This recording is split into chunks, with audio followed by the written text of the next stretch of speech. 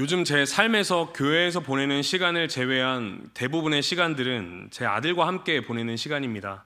아들을 키우는 일은 제 인생에서 처음 완전히 새로운 겪는 여정이었기에 처음에는 모든 게 낯설고 어렵게만 느껴졌습니다. 그래서 아기가 잠은 얼마나 자야 하나? 또 이유식은 어떻게 먹여야 되나? 뭘 먹어야 되지? 또 아이는 언제 기지? 또 이 시기에 어떤 소근육들을 키워줘야 되지라는 이런 질문들을 가지고 책을 찾아보거나 또 유튜브를 검색하고 또 아이를 키우시는 이 온라인 부모님들의 조언을 들으며 하나씩 배워갔습니다. 그런데 시간이 흐르면서 놀랍게도 제 안에 확신이라는 게 생겼습니다. 처음엔 그냥 그렇더라, 그렇구나 이렇게 받아들여지던 것들이 어느 순간부터 이게 맞는 거야 라는 이 확신으로 제 마음속에 그게 굳게 자리 잡기 시작했습니다. 그러다 보니 제가 하는 이 육아의 방식과 다른 사람과 이야기를 나누다 보면 그건 아닌 것 같은데 라고 제 속에서 결단을 내리고 그 이야기들로부터 귀를 닫는 제 모습을 보게 되었습니다. 근데 가만히 생각해 보니 이 이야기는 저만의 이야기가 아닌 것 같았습니다. 많은 부모님들 그리고 또 성도님들의 삶 안에 비슷한 모습들이 있지는 않을까 싶습니다. 우리가 처음에는 배움의 자세, 모든 것에 있어서 배움의 자세, 이 겸손한 자세로 우리가 시작하지만 익숙해진 순간부터 이제는 내 기준이 생기고 내 확신이 생기고 그 기준으로 다른 사람들의 말, 때로는 하나님의 말씀까지 거스르는 그런 인생을 살아가는 모습들이 우리 가운데 나타나기 때문입니다. 그리고 이 모습은 우리의 신앙에서도 고스란히 나타납니다. 신앙생활 초반에는 누군가 말씀해 주시는 어떤 묵상법 혹은 기도하는 시간들과 장소를 정하는 것, 하나님 말씀을 읽는 것, 이런 것들을 하나하나 새겨가면서 나만의 신앙 습관을 세워가다가 어느 날 그 방식이 조금 익숙해지면 나는 이렇게 신앙생활을 하는 사람이야 라는 틀이 생겨버립니다. 그리고 그 틀은 점점 고정되어서 나중에 다른 사람의 신앙 표현이나 방식조차 받아들여지기가 어려워지고, 심지어 하나님께서 나에게 무언가 새로운 것을 말씀하실 때 하나님 그건 제 스타일이 아니에요 라고 뭔가 하나님의 말씀을 거부하는 모습까지도 우리의 신앙의 삶 가운데 나타나는 것 같습니다. 제가 청소년 사역을 하다 보니까 이런 이 신앙의 기준화가 자녀의 양육에서도 드러나는 것을 가끔 목격하게 됩니다. 한 번은 이제 이전에 섬기던 교회에서 있었던 일인데, 이전 아니고 그 과거의 모든 것들을 통칭하는 겁니다. 그때 경험했던 건데, 한 번은 이 학업 성취도도 굉장히 높고 또 가정에서 신앙생활도 굉장히 잘 시키는 한 아이가 있었습니다. 그래서 그 가정의 자녀는 정말로 말씀도 잘 보고 기도 습관도 잘 잡힌 아이였습니다. 그런데 이 아이가 고등학교를 들어가게 되면서 이제 점점 이 시험에 그의 삶이 달려지게 된 거죠. 그래서 부모님이 이 입시가 다가오자 이 아이를 부서 예배에 보내지 않으셨습니다. 그리고 나서 이렇게 이야기를 했습니다. 우리 아이는 절대 하나님을 떠나지 않을 거예요. 지금은 공부에 집중하고 개인적으로 신앙생활하고 나중에 이 대학 합격하고 나면 그때 제가 봉사의 자리로 보내겠습니다. 그 말 속에는 분명히 자녀의 사랑도 있었고 그 자녀가 하나님의 그 품 안에서 벗어나지 않을 거라는 믿음의 확신도 있었습니다. 하지만 동시에 하나님의 타이밍과 이 계획이라는 것이 그 하나님의 타이밍보다 내 계획이 조금 더 앞선 모습으로 나타났습니다. 물론 결과적으로 그 아이는 공부를 잘했고 좋은 대학에 들어갔고 이후에 섬김의 자리에까지 나아왔습니다. 하지만 그 부모님이 놓친 것이 있습니다. 하나님께서 그 시기에 그 나이에 그 공동체 안에서 하나님께서 허락해 주신 그 은혜와 이 모든 것들을 놓치게 되었던 겁니다. 그런데 이런 모습들은 그냥 우리의 일상생활뿐만 아니라 오늘 본문 말씀 안에도 나타납니다. 오늘 본문에 등장하는 이 베드로도 하나님을 향한 확신이 있었던 사람이었습니다. 그의 고백은 단순한 고집이 아니라 하나님께서 주신 그 율법을 지키는 그 확신이 베드로에게 있었던 것입니다. 사도행전 10장 14절에 보면 주여 그럴 수 없나이다 라는 고백을 하는 이 모습이 나타납니다. 신앙적으로 보면 하나님께서 주신 그 율법을 내가 어길 수 없다라고 고백하는 굉장히 충성된 표현처럼 들릴 수 있습니다. 하지만 그 순간 하나님은 베드로에게 이 복음의 새로운 경계를 열게 하셨고 그는 그 뜻 앞에서 자신의 확신을 다시 생각해야 될 그런 순간을 맞이했던 겁니다. 우리의 삶도 마찬가지입니다. 우리가 가진 확신이 아무리 신앙적으로 보일지라도 하나님의 새로운 뜻 앞에서는 과연 내가 가진 확신이 맞는지 하나님께 다시 한번 여쭤보는 이런 훈련과 모습이 우리의 삶 가운데 필요합니다. 그렇지 않으면 우리가 갖고 있는 그 신앙적인 확신은 하나님의 일하심을 막는 벽이 될 수 있기 때문입니다. 물론 베드로와 우리의 상황은 조금 다를 수 있습니다. 베드로의 확신은 이 율법에 근거한 것이었지만 하나님께서 부정하다고 하신 것을 지키려는 그 신앙의 열심에서 비롯된 것이지만 또 우리의 확신은 대부분 현실에 마주해 있기 때문입니다. 내 일정, 또 내 계획, 또 자녀의 어떤 삶의 우선순위 등이 그렇게 더 확신을 갖고 이야기하는 부분이기 때문입니다. 하지만 우리의 모습과 이 베드로의 모습 가운데 같이 동일하게 나타나는 공통적인 부분이 있습니다. 하나님의 뜻보다 내 기준이 앞설 때 우리는 같은 자리에 서게 됩니다. 그리고 하나님은 그 기준을 무너뜨리시고자 합니다. 내가 깨끗하게 한 것을 내가 속되다 하지 말라. 오늘 본문 말씀에서 그렇게 이야기합니다. 하나님의 뜻은 우리의 생각보다 크고 넓습니다. 오늘 이 말씀을 통해 우리는 세 가지를 묵상하고자 합니다. 하나님의 뜻은 너무나도 확실하다는 것, 그리고 문제는 내 확신이 하나님의 그 뜻을 가릴 수도 있다라는 것, 마지막으로 그럼에도 하나님은 우리를 사용하신다라는 이 세 가지를 오늘 말씀을 통해 함께 묵상하고 우리 삶 가운데 하나님이 주시는 기도 제목으로 가지고 나아가기를 간절히 소망합니다.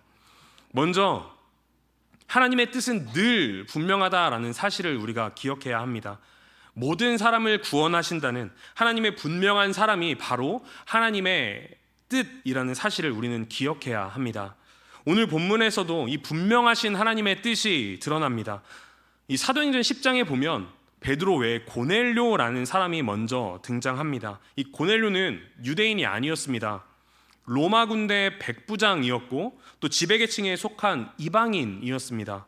이것만 봐도 이 유대인들의 입장에서는 이 고넬료라는 사람은 구원을 받을 수도 없고 복음을 간직할 수도 없는 사람으로 여겨지는 사람, 그 사람이 바로 고넬료였습니다. 왜냐하면 당시 유대 사회에서 로마인은 정치적으로도 종교적으로도 거리감을 느끼고 또 하나님을 알 수도 경외할 수도 없다라고 여겨지던 사람이 바로 이 이방인 로마인이었기 때문입니다. 하지만 오늘 이 말씀은 이런 고넬료의 모습이 이렇다라고 이야기합니다. 사도행전 10장 2절 말씀입니다. 그가 경건하여 온 집안과 더불어 하나님을 경외하며 백성을 많이 구제하고 하나님께 항상 기도하더니. 고넬료에게서 발견할 수 있는 두 가지가 있습니다. 첫 번째는 항상 기도했다라는 거고, 두 번째는 많이 구제했다라는 겁니다.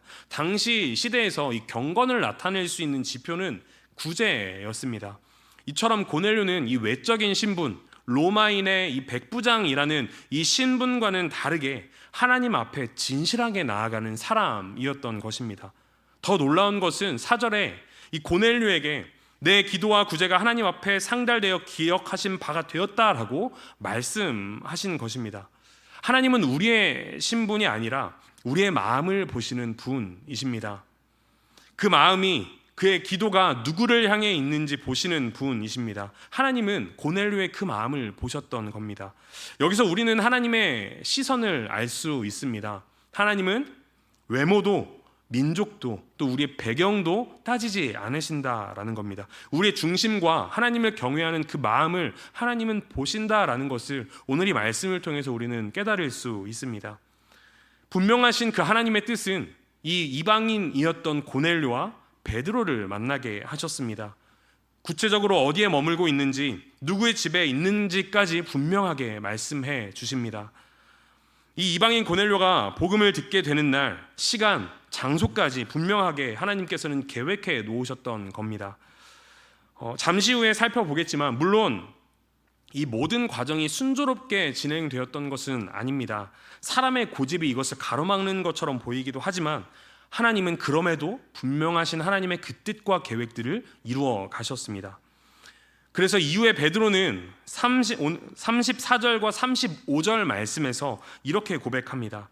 내가 참으로 하나님은 사람의 외모를 보지 아니하시고 각 나라 중 각 나라 중 하나님을 경외하며 의를 행하는 사람은 다 받으시는 줄 깨달았도다. 하나님의 구원이 유대인 안에만 머물러 있는 것이 아니라 모든 민족을 향해 열려 있다라는 그 하나님의 분명하신 뜻을 베드로가 깨닫고 그렇게 고백했던 것입니다. 그리고 그렇게 베드로가 말씀했을 때 그 말이 다 전해지기도 전에 베드로의 말을 듣는 모든 사람들, 유대인들과 이방인들과 그 고넬료 집에 모여있던 모든 사람들에게 성령이 임했습니다. 44절에 이렇게 이야기합니다. 베드로가 이 말을 할 때 성령이 말씀 듣는 모든 사람에게 내려오시니, 심지어 할례도 받지 않은 이 이방인들에게 성령이 임하였던 것입니다. 하나님의 이 분명하신 뜻은 사람의 조건에 따라 움직이지 않습니다. 선한 행위로도 전통과 규례로도 구원을 얻을 수 없습니다. 오직 하나님의 은혜, 오직 하나님의 뜻과 하나님의 계획대로 모든 것이 이루어진다라는 사실, 분명히 오늘 말씀을 통해서 그렇게 드러난 것입니다.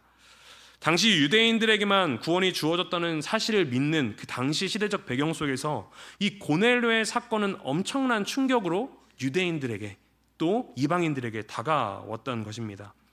사랑하는 성도 여러분, 오늘날도 하나님의 뜻은 여전히 또 분명합니다. 지금도 사람을 부르고 계십니다.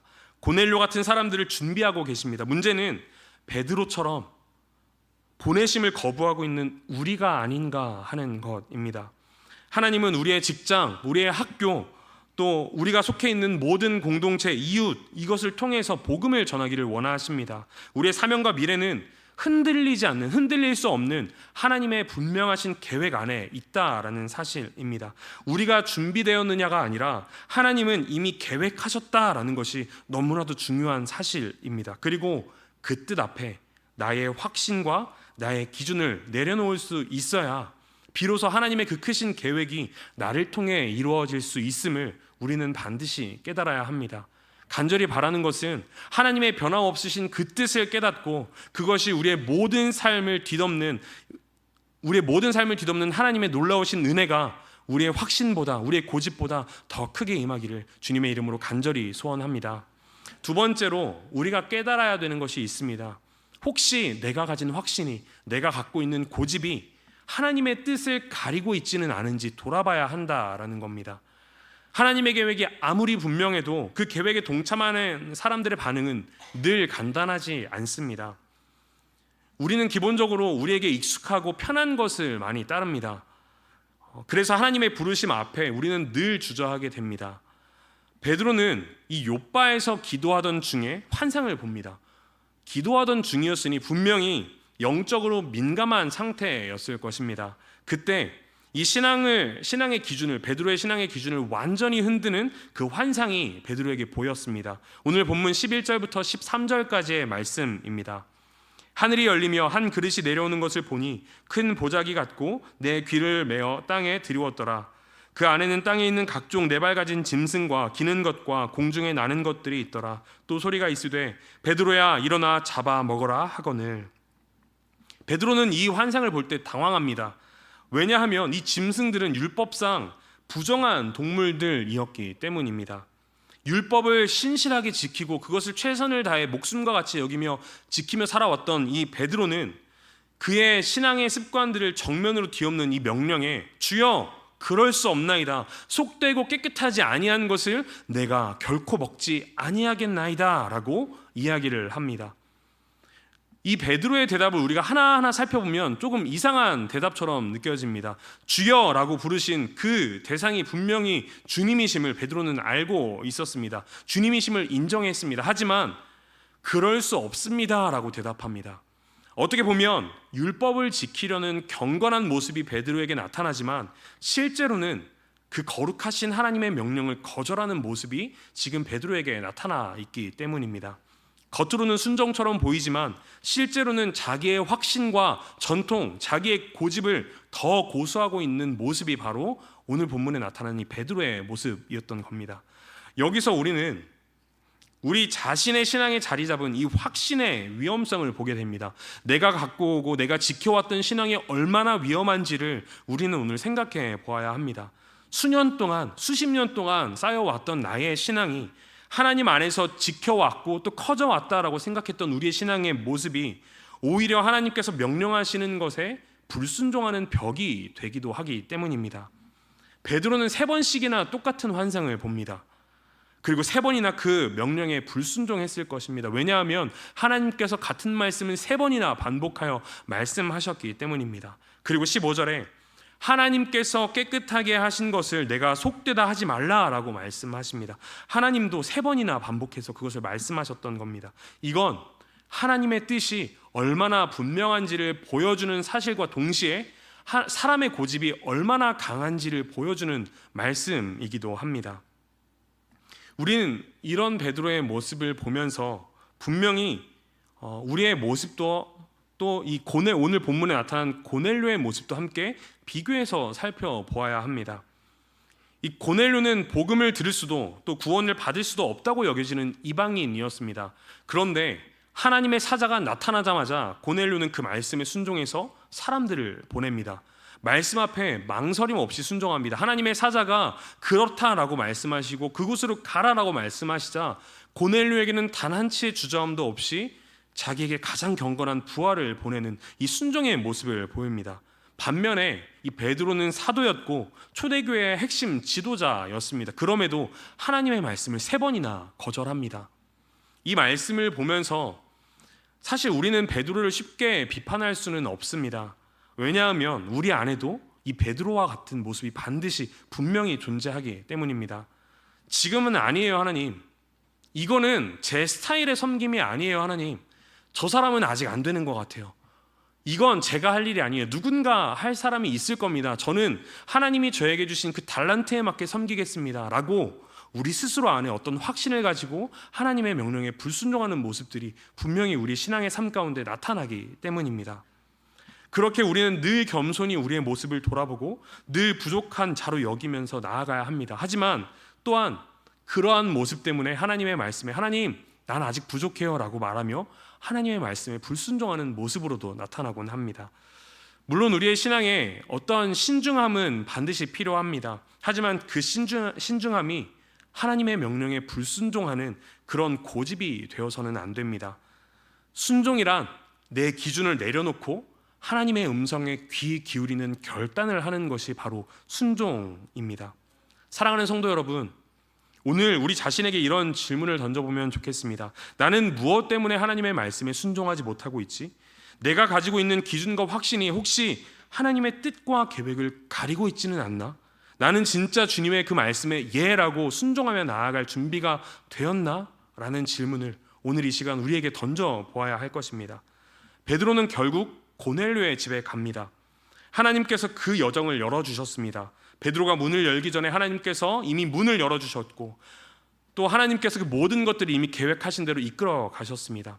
하나님의 뜻은 명확합니다.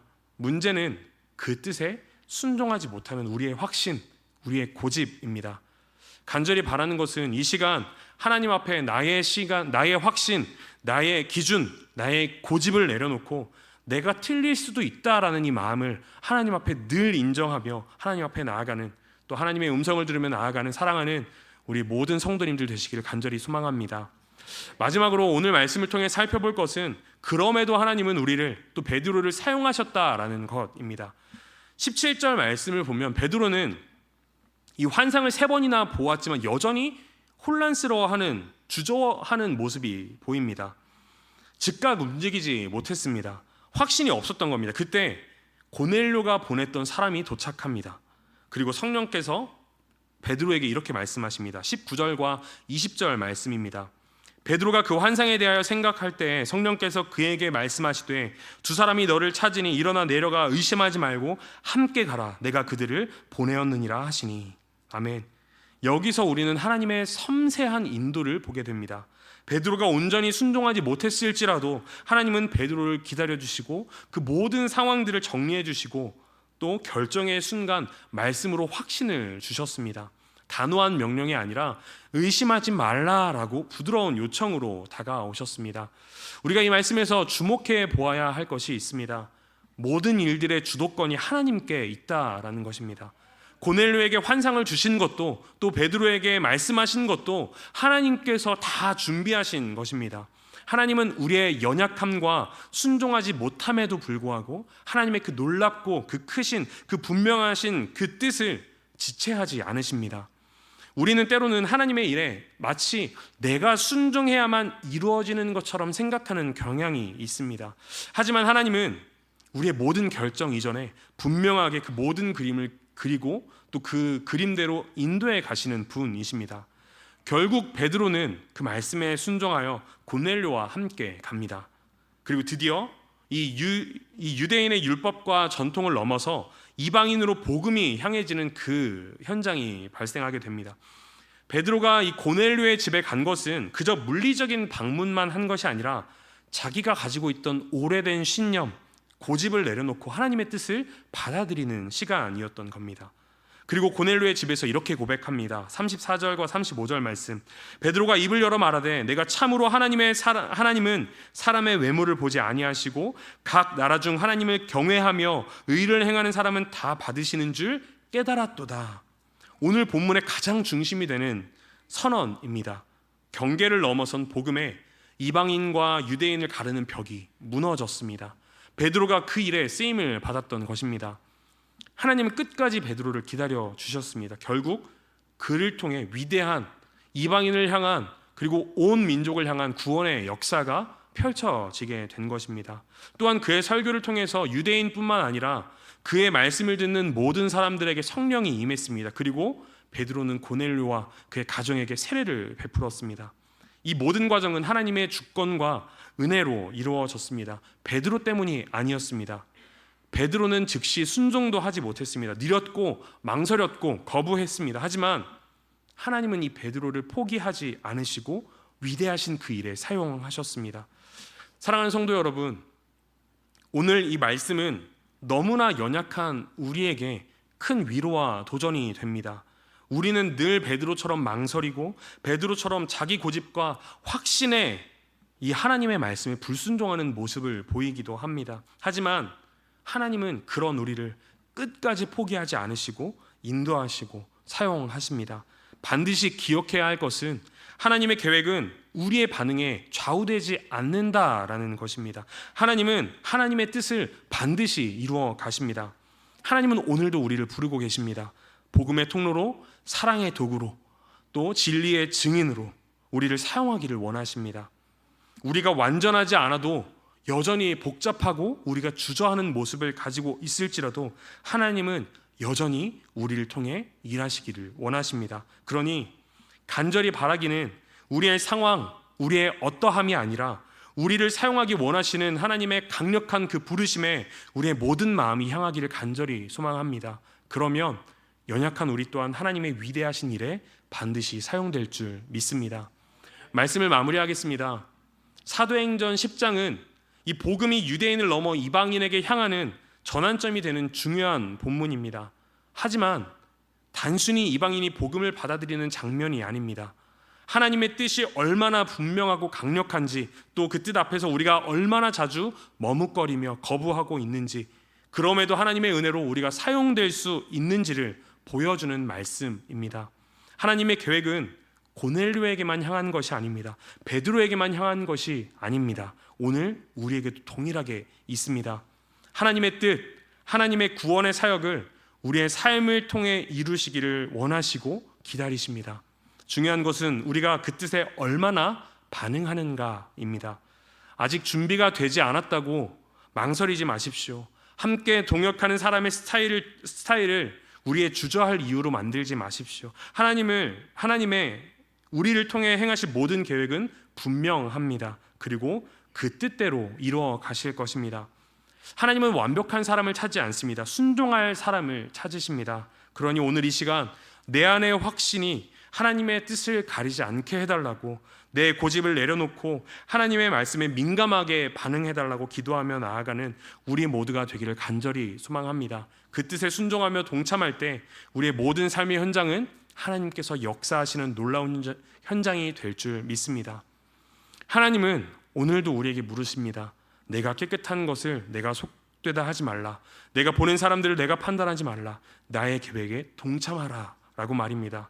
오늘 우리는 어떻게 반응하시겠습니까? 간절히 바라는 것은 나의 확신보다 하나님이 계획이 더 크시다는 그 사실, 하나님께서 놀라우신 일을 나를 통하여 이루실 것이라는 그 믿음을 우리가 고백하며 온전히 순종하며 나아가는 사랑하는 우리 모든 성도님들 되시기를 주님의 이름으로 간절히 소망합니다. 우리 이러한 마음을 가지고 찬송가 545장 이 눈에 아무 증거 아니 배워도 함께 찬양하며 나아가겠습니다.